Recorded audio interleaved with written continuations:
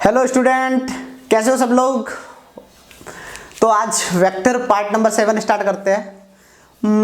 Part number 6 जिसने भी देखा होगा, अगर नहीं देखा है तो आप डिस्क्रिप्शन में लिंक है, जाके देख सकते हो, नहीं तो आप अपना प्रीवियस वीडियो में देख सकते हो।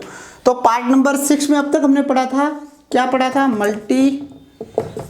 मल्टीप्लिकेशन पढ़ रहे थे हम लोग, किसका, वेक्टर्स का। और हमने पढ़ा था कि 2 टाइप के मल्टीप्लिकेशन होते हैं, एक होता है स्केलर यानी कि डॉट प्रोडक्ट, और एक होता है वेक्टर या फिर क्रॉस प्रोडक्ट। तो स्केलर का हमने प्रॉपर्टीज पढ़ लिया था, कैसे डिनोट करते हैं, सब कुछ पढ़ लिया था, क्वेश्चन भी कर लिया था। आज वेक्टर स्टार्ट करने वाले हैं। तो सबसे पहले वेक्टर के ऊपर बात करना स्टार्ट करते हैं। आज मल्टीप्लिकेशन ऑफ वेक्टर्स में वेक्टर प्रोडक्ट सेकंड वाला पढ़ेंगे। तो वेक्टर प्रोडक्ट या फिर इसको डिनोट कैसे करते हैं, क्रॉस से। तो मान लीजिए हम एज्यूम करते हैं, we assume that 2 vector A vector and B vector are there. 2 vector हमारे को दिए गए और दोनों वेक्टर का हमको निकालना है। अब ए वेक्टर क्रॉस बी वेक्टर निकालना है, ए वेक्टर क्रॉस बी वेक्टर निकालना है। तो अब ये कैसे निकालेंगे, तो इसको डिनोट करते हैं। सबसे पहले तो denoted as A cross B का वेक्टर, ऐसे तो इसको डिनोट करते हैं। जब इसका फॉर्मूला पढ़ते हैं तो उसमें आया था A dot B cos theta, लेकिन याद रखना इसमें कोस थीटा नहीं आएगा। अगर क्रॉस की बात कर रहे हैं तो A vector cross B vector equal to A का मैग्नीट्यूड बी का magnitude sine theta N cap. कुछ नया मिल रहा है, A B sine theta N cap, A B sine theta N cap. Sine theta तो चलो हम मान लेते हैं कि वहां पे कोस निकाला, यहाँ पे साइन निकाला है। थीटा क्या है, angle between vector A and vector B, सब कुछ पता है हमारे को। ये भैया एन कैप क्या है, ये एन कैप क्या है, एन कैप मैंने जैसा बताया था स्केलर में डायरेक्शन नहीं होती है, पर वेक्टर में जब हम क्रॉस प्रोडक्ट की बात करते हैं तो यहाँ पे डायरेक्शन आ जाती है।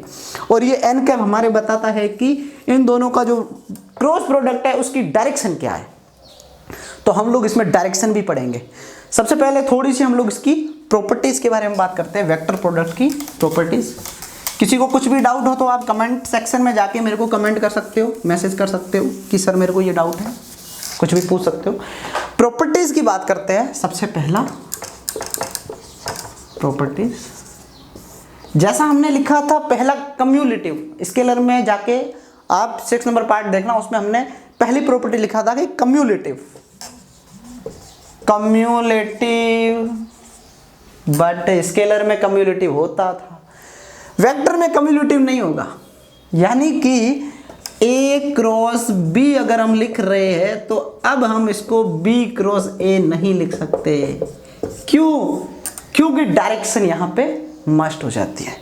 लेकिन एक और चीज अच्छी है इसमें कि अगर हम ए क्रॉस बी का मैग्नीट्यूड निकालें, ए क्रॉस बी का मैग्नीट्यूड निकालें, वो बी क्रॉस ए के मैग्नीट्यूड के बराबर होता है। और वो कितना होता है, ए बी साइन थीटा। सिर्फ मैग्नीट्यूड की बात हो रही है यहाँ पे। ये क्यों कम्युलेटिव नहीं है, क्योंकि डायरेक्शन इनकी अलग हो जाएगी, इसकी डायरेक्शन अलग हो जाएगी। जब डायरेक्शन अलग होती है वेक्टर अलग हो जाएगा, चाहे उसका मैग्नीट्यूड सेम हो। बट यहाँ पे अगर सिर्फ मैग्नीट्यूड की बात करें तो दोनों का मैग्नीट्यूड सेम रहता है, ए बी साइन थीटा। और एन कैप जो होता है वो डायरेक्शन इसमें नहीं आएगी, क्योंकि बात करें हम मैग्नीट्यूड की, तो मैग्नीट्यूड दोनों का सेम रहता है। सेकेंड हमारी प्रॉपर्टी थी distributive. Yes, vector is also a distributive, vector product is also a distributive. तो डिस्ट्रीब्यूटिव की बात हो रही थी, डिस्ट्रीब्यूटिव की। तो डिस्ट्रीब्यूटिव में जैसा हमने लिखा था ए क्रॉस बी प्लस सी, अगर ऐसे करके वेक्टर लिख रहे हैं तो हाँ ये भी डिस्ट्रीब्यूटिव होता है। इसको निकालेंगे ए क्रॉस बी प्लस ए क्रॉस सी, ऐसे भी इसको लिख सकते हैं, डिस्ट्रीब्यूटिव के तरीके से हम लिख सकते हैं। फिर आता है वेक्टर प्रोडक्ट, जब मैक्सिमम कब होगा। अच्छा, इसका थीटा कैसे निकालेंगे हम लोग, तो थीटा निकालने के लिए हम लोग सीधा लिखेंगे ए क्रॉस बी का vector equal to A B sine theta N का, है कि नहीं। लेकिन अगर एन कैप को हटा देंगे तो इसका ऐसा बन जाएगा, इन दोनों का magnitude equal to A B sine theta. अब इन दोनों को इसके नीचे ले जाओ, ये बी साइन थीटा को इधर ले जाओ, तो थीटा क्या आ जाएगा, साइन इनवर्स इनका दोनों के क्रॉस प्रोडक्ट का मैग्नीट्यूड डिवाइडेड बाई अलग अलग ए बी का मैग्नीट्यूड। ये ऐसा कुछ आ जाएगा हमारा थीटा। चलो ये थीटा कुछ ज़्यादा इंपॉर्टेंट नहीं है, बस आपको पता होना चाहिए कि थीटा कैसे निकालते हैं, मैथमेटिकल टर्म्स है। बात करते हैं कि वेक्टर प्रोडक्ट जो है वो मैक्सिमम कब होगा, मिनिमम कब होगा, थीटा क्या रखना चाहिए क्या नहीं रखना चाहिए, तो उसके ऊपर बात करते हैं। सबसे पहले क्रॉस प्रोडक्ट मैक्स कब होगा, मैक्स कब होगा, हमें पता है ए क्रॉस बी हम लोग निकालते हैं तो A B sine theta N cap आता है। अच्छा ये साइन थीटा ए बी तो मैग्नीट्यूड है, जीरो हो नहीं सकता, ये साइन थीटा पे डिपेंड करता है, जैसा कि स्केलर में कोस थीटा के ऊपर डिपेंड करता था, ये जो है वो साइन थीटा पे डिपेंड करता है। साइन थीटा की वैल्यू क्या होती है, वेरी करती है -1 से 1 के बीच में, है कि नहीं, -1 से 1 के बीच में वेरी करती है। अच्छा साइन थीटा को मैक्सिमम लेने के लिए हम लोग इसकी वैल्यू 1 रखेंगे। अगर साइन थीटा की वैल्यू 1 रख दी तो क्या आएगा, ए क्रॉस बी जो है वो आ जाएगा ए बी एन कैप, ये आ जाएगा इसका मैक्सिमम वैल्यू। सभी लोग लिख लो जल्दी से। और अगर इसकी दोनों की हम लोग ये लगा लेंगे तो एन कैप हट जाएगा, सिर्फ इतना ही आएगा, डायरेक्शन हट जाएगी अगर मैग्नीट्यूड की बात करें तो।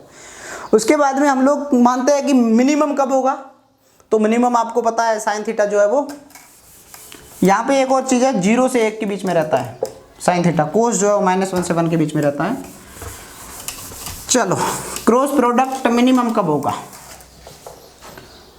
क्रॉस प्रोडक्ट मिनिमम कब होगा, तो साइन थीटा को 0 रखना पड़ेगा। अगर साइन थीटा को 0 रखेंगे तो मैग्नीट्यूड जो है वो 0 आ जाएगा।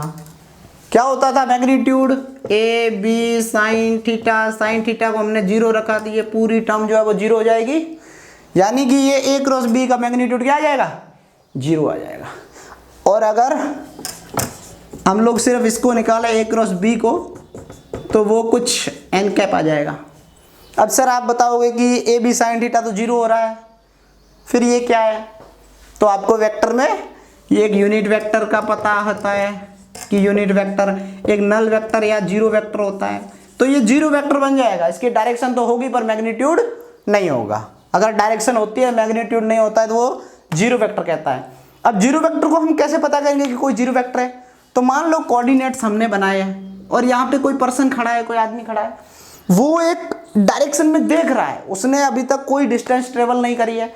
जैसे हम लोग जो ये एंगल बनाते थे इस लेंथ को बोलते थे ना मैग्नीट्यूड, इसकी लेंथ नहीं है, इसकी कोई डिस्टेंस ट्रेवल नहीं की है, बस ये देख रहा है एक डायरेक्शन में, और ये जस्ट इसको देख रहा होता है, ये वाला होता है नल वेक्टर। यानी कि डायरेक्शन तो होती है पर मैग्नीट्यूड नहीं होता है। ये चीज़ आप हमेशा ध्यान रखना। उसके बाद में आते हैं इनकी यूनिट वेक्टर के ऊपर, जिससे हमने उसमें पढ़ा था आई कैप, जे कैप, के कैप, तो इसकी ये भी एक तरीके से प्रॉपर्टी है।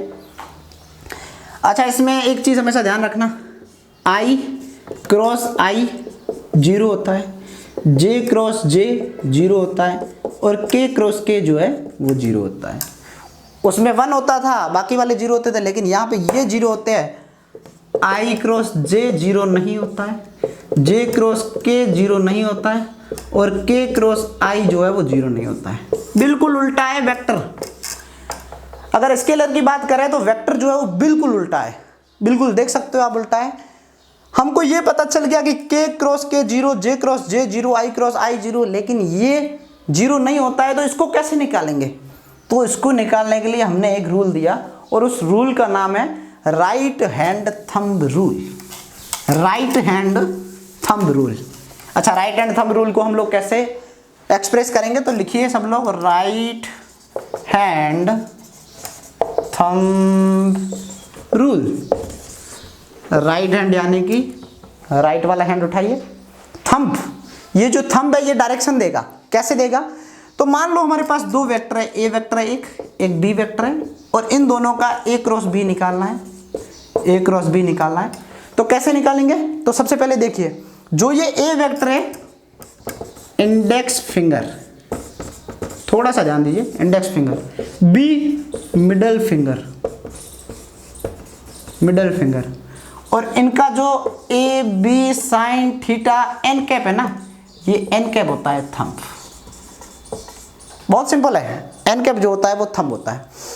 इंडेक्स फिंगर ए वेक्टर, मान लो कि हमारे पास कुछ ए वेक्टर है, तो ए वेक्टर की डायरेक्शन में ये जो इंडेक्स फिंगर है ये ए वेक्टर की डायरेक्शन में, मिडिल फिंगर जो है वो बी वेक्टर की डायरेक्शन में। तो ये जो थंब है वो हमारे को बताएगा उस पूरे क्रॉस वेक्टर का, क्रॉस प्रोडक्ट का डायरेक्शन। तो ये सिंपल सा है thumb rule, right hand thumb rule. इसके बारे में हम लोग पढ़ने वाले हैं, इसको कैसे सॉल्व करेंगे। एक इसका ये भी होता है आई जे और के, ऐसे भी होता है। अगर आई क्रॉस जे करोगे तो के आएगा, जे क्रॉस के करोगे तो आई आएगा। मतलब ये एंटी क्लॉकवाइज चलता है। अगर तुम क्लॉकवाइज चले, आई क्रॉस के किया तो माइनस जे आएगा। ये चीज़ें थोड़ी सी कॉम्प्लिकेटेड है, आपको ज़्यादा पढ़ने से धीरे धीरे समझ आएगा। थोड़ी सी कॉम्प्लिकेटेड है पर आपको ज़रूर समझ आएगा, इतना नहीं है कि नहीं समझ आएगा। चलो मैं बता दूं, आई क्रॉस जे के आएगा, जे क्रॉस के आई आएगा, के क्रॉस आई जो है जे आएगा। लेकिन अगर तुम क्लॉकवाइज चलोगे तो नेगेटिव लगाना पड़ेगा। जैसे आई क्रॉस के कर दिया तो माइनस जे, के क्रॉस जे कर दिया तो माइनस आई, और जे क्रॉस आई कर दिया तो माइनस के, ऐसा आएगा। वो आपको पता चल जाएगा। चलो राइट हैंड थंब रूल पता चल गया सभी को। अब हम लोग देखते हैं कि मान लीजिए हमारे पास एक वेक्टर ए है, ए एक्स आई कैप प्लस ए वाई जे कैप प्लस ए जेड के कैप है। एक बी वेक्टर है, बी एक्स आई कैप प्लस बी वाई जे कैप प्लस बी जेड के कैप। अच्छा, इसमें हमने को डायरेक्शन कैसे निकालेंगे कुछ ध्यान नहीं देना है। वो जो मैंने एक सर्कल बनाया है ना, उसको भी आप ध्यान नहीं दोगे तो भी निकलेगा। कैसे? इसको सोल्व करने के लिए हम लोग मैट्रिक्स का यूज करते हैं। मैट्रिक्स का यूज करते हैं। कैसे करते हैं देखिए, ए क्रॉस बी अगर वेक्टर्स का निकालना है तो सिंपल सा है, I J K A X A Y A Z B X B Y और बी जेड, ये करना है आपको और फिर इसको निकाल देना है। अब मैट्रिक्स कैसे सोल्व करते थे मैथमेटिक्स में? तो मैट्रिक्स में क्या करते थे, पहला आई लिखते हैं, ये आई लिख दिया, ब्रैकेट लगा दिया। अब आई वालों को भूल जाओ, आई वालों को भूल जाओ, पहले इधर जाओ फिर इधर जाओ। तो ए वाई बी जेड, ए वाई बी जेड। अब जब इधर जा रहे हो तो माइनस लगाना, B Y A Z, B Y A Z. दूसरा वाला जो है जे, अब दूसरा वाला जो जे की बात करें तो जे हमेशा माइनस में आता है, बीच वाला माइनस। अब इसको भूल जाओ, अब इसको भूल जाओ। अब जे वाले पे हाथ रख लो, A X B Z, A X B Z minus B X A Z, B X A Z plus K वाले को प्लस में लिखते हैं, ये के। अब के वाले पे हाथ रखो, क्या आएगा, A X B Y B X A Y, A X B Y और minus B X A Y.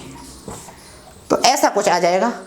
अब आपको डायरेक्शन तो पता ही है, इसमें आई कैप आ रहा है, इसमें माइनस जे कैप आ रहा है, के कैप आ रहा है, ये आपका मैग्नीट्यूड्स आ जाएंगे और एक नया वेक्टर बन के तैयार हो जाएगा, ए क्रॉस बी वेक्टर। तो कुछ इस तरीके से क्वेश्चंस को सोल्व करते हैं। मुझे पता है आप लोगों को ये ज़्यादा समझ नहीं आया है, बहुत थोड़ा सा टफ पड़ जाता है। अगर डायरेक्शन की बात करें तो स्केलर में कुछ भी नहीं है, डायरेक्ट हमको आई क्रॉस आई डॉट आई एक होता है और जे डॉट जे 1 हो जाता है, के डॉट के 1 हो जाता है, बाकी सारी टर्म्स 0 हो जाती है। लेकिन यहाँ पे जो है वो सारी टर्म्स 0 नहीं होती हैं। सिर्फ कौन सी टर्म 0 होगी, आई क्रॉस आई, जे क्रॉस जे और के क्रॉस के। सिर्फ 3 जो टर्म है वो 0 होती है, बाकी सारी की सारी टर्म्स आती है, उनको ऐसे निकाला जाता है। मैं आप लोगों को अच्छे खासे इसके ऊपर 1-2 क्वेश्चन करवाऊंगा, अच्छे क्वेश्चन, जिससे आपका और भी ज़्यादा जो है वो थ्योरी पार्ट कंप्लीट हो जाएगा। फिलहाल के लिए अगर मैं देखूं तो अभी के लिए मुझे लगता है कि वेक्टर प्रोडक्ट में मैंने वेक्टर प्रोडक्ट क्या होता है वो बता दिया है आपको, प्रॉपर्टीज़ बता दी है मैंने, इसकी डिनोटेड कैसे करते हैं, इसको निकालते कैसे हैं मैट्रिक्स से वो बता दिया है। नेक्स्ट पार्ट में मैं इसके क्वेश्चन करवाऊंगा, प्लस वेक्टर के छोटे छोटे बहुत सारे नीट लेवल के, जेईई मेन लेवल के क्वेश्चन मैं अगले 1-2 पार्ट में कराने वाला हूं। तो अभी के लिए आप लोग स्केलर प्रोडक्ट और वेक्टर प्रोडक्ट जो मल्टीप्लिकेशन है वो पढ़ लीजिए एक बार अच्छे से। आपको कुछ भी दिक्कत आती है एक बार आप मेरे को कमेंट सेक्शन में या मेरे को पर्सनल मैसेज भी कर सकते हो पिंग करके, तो आप जरूर पूछिए मेरे से अगर कोई दिक्कत आती है। मैं 24/7 आपके साथ उपस्थित रहूँगा और समझाएंगे आपको और अच्छा। आप प्रयास करिए। अभी के लिए इतना, आगे के वीडियो लेक्चर लगातार देखते रहिए। डिस्क्रिप्शन में सारा वीडियो के लिंक है तो उसको ज़रूर देखिएगा। चैनल को सब्सक्राइब कर लीजिए, अपने दोस्तों के साथ शेयर करिए और लाइक कर दीजिए। थैंक यू सो मच, खुश रहे।